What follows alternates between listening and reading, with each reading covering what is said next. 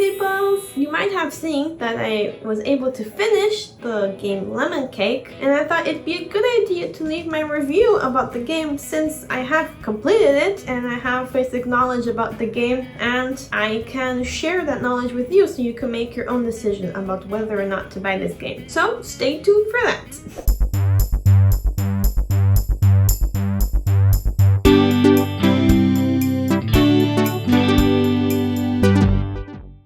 For those of you who are not fully aware of what the game is, basically, Lemon Cake is a baking game where you restore the bakery back to its former glory.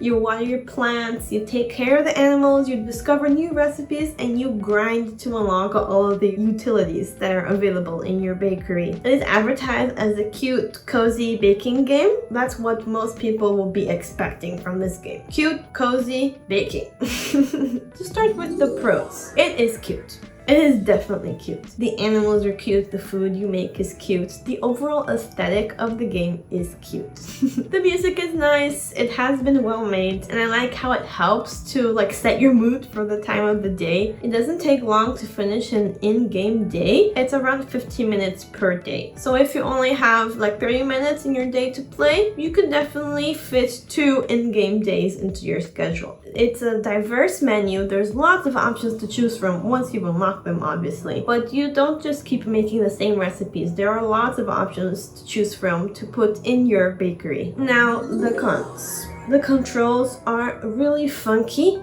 and clunky.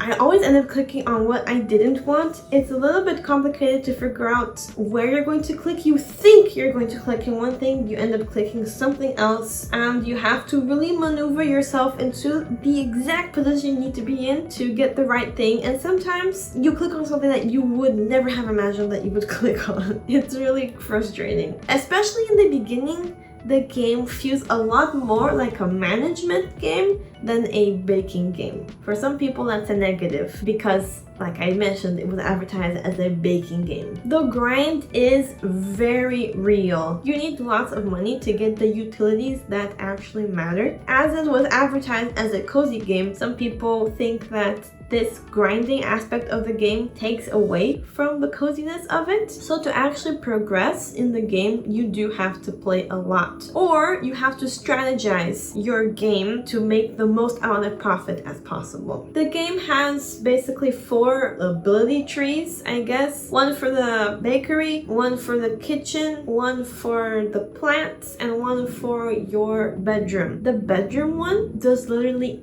nothing to your game. It's, in my opinion, a waste of your money. You unlock pets, you unlock cake, you unlock a lot of stuff in your bedroom, and none of it adds anything. It would have been nice if maybe petting your pets would give you more XP. Like when you unlock the cats in your cafe downstairs in the main area, you get XP for petting them. Why don't we get any XP for petting our pets? Or maybe when we eat the cake that gets unlocked into our bedroom, why doesn't it give us an energy buff or some luck or something like that? It does nothing. It literally does nothing. So it's just there for fun. It's just there for decorations, and sometimes it doesn't even work. Sometimes, most of the time, I wasn't able to pet my animals. They would be in a specific position in the room where I just could not pet them. I would accidentally sit down on the chair. So even the thing that is added there does nothing for you. Added just for aesthetics, and you can't even use it.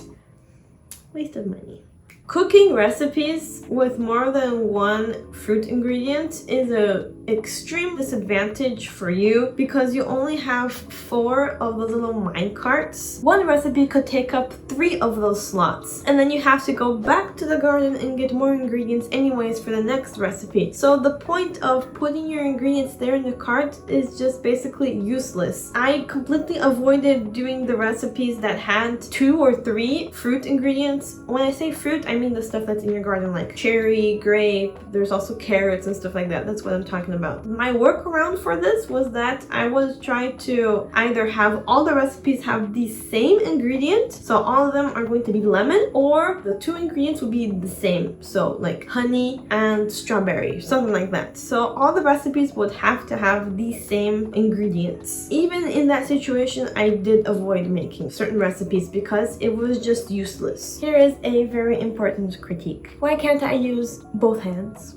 I have 2 hands. God gave me 2 hands. Why can I only hold things in one hand? The other hand literally does nothing. Let me give you an example. You unlock the coffee thing. When you give coffee to customers, it brings their patience bar back up again, which gives you the opportunity to get more perfect orders. So I go to the customer area. I have food in my hand. I notice, this customer maybe could use some coffee so that I can bring their patience bar up so that I can get a perfect order. In an ideal situation, I would just pick up the coffee in my next hand, give them the coffee, and then give them the food. But no, I can't do that. I have to put the food down somewhere, give them the coffee, go back and pick up the food, and then give it back to them. In some situations, that does not work. Sometimes I will say, okay, I'm just going to put my food in the stand there where the stand-in people can come and pick up their orders. I go there, give the coffee to the customer. When I go there to get my food back, it's gone.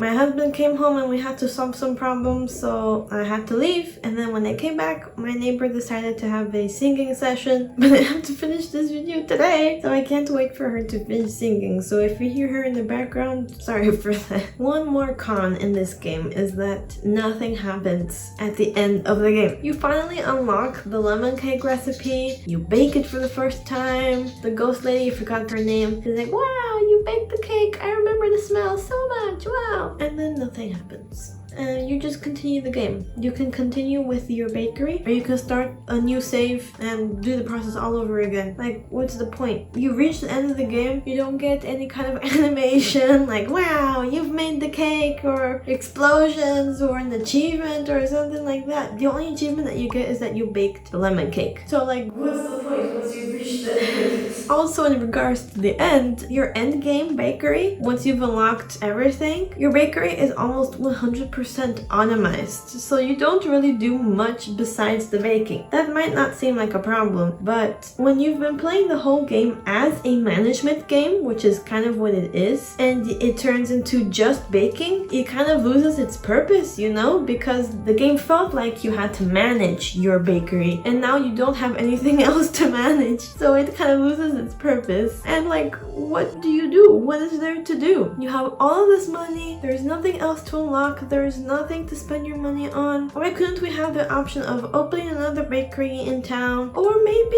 why not start selling drinks in our bakery? Maybe it could turn into like a cafe or something like that. There are so many possibilities to keep progressing in this game, but it just finishes without any real sense of fulfillment. So, wrapping up with my final thoughts. For a $15 game, I expected more. I bought it on sale. I only buy games on sale. That's my philosophy. So for me, it wasn't that big of a bummer because I didn't pay the full price. But you would expect a $15 game to have $15 worth of content.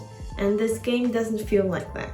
There are lots of other indie games around this price range that offer a whole lot more, or that have the same idea that are cheaper. Like, for example, Played Up. The game needs to be more than just cute. The main reason that people buy this game is because it's cute. The main reason I bought this game was because it was cute. Because I love baking, I love cooking games, and it seemed like it was gonna be really fun because it was super cute. They had an option to have a cat cafe, which never happens. You just put some, like, 2 cats up for adoption, they stay stuck in the corner. But when it's just cute and nothing else, it loses its purpose. The mechanics of the game really stressed me out more times than it should have in a game that's, you know, out in the open. It's not in early access, it's fully launched. I cannot emphasize to you just how clunky it is and just how hard to manage it is. All of the cuteness from it gets taken away from all of the clunkiness of the mechanics. If you want to buy this game for the aesthetics, because it is cute, buy it just on sale. And be aware that this game is not one that will keep you entertained for hours on end. It's a game that you pick up because you haven't played it in a while. It's not the game that's on the top of your list. It's I have 30 minutes, what can I do? Oh, I haven't played this game in a long time. Let's try and figure this out. But it will not keep you entertained for too long. So the moral of the story is, don't buy games just because they're cute. There are lots of other games out there that are both cute and functional, so maybe go buy those instead. And if you like cooking games, just try the Papa's games, or you can watch me play the Papa's games because I really do love doing that. So do stick around for that and watch the ones that I've already uploaded. Anyways, that is my opinion of the game. Thank you for sticking around until the end, and I hope that I get to see you in another video. Bye bye!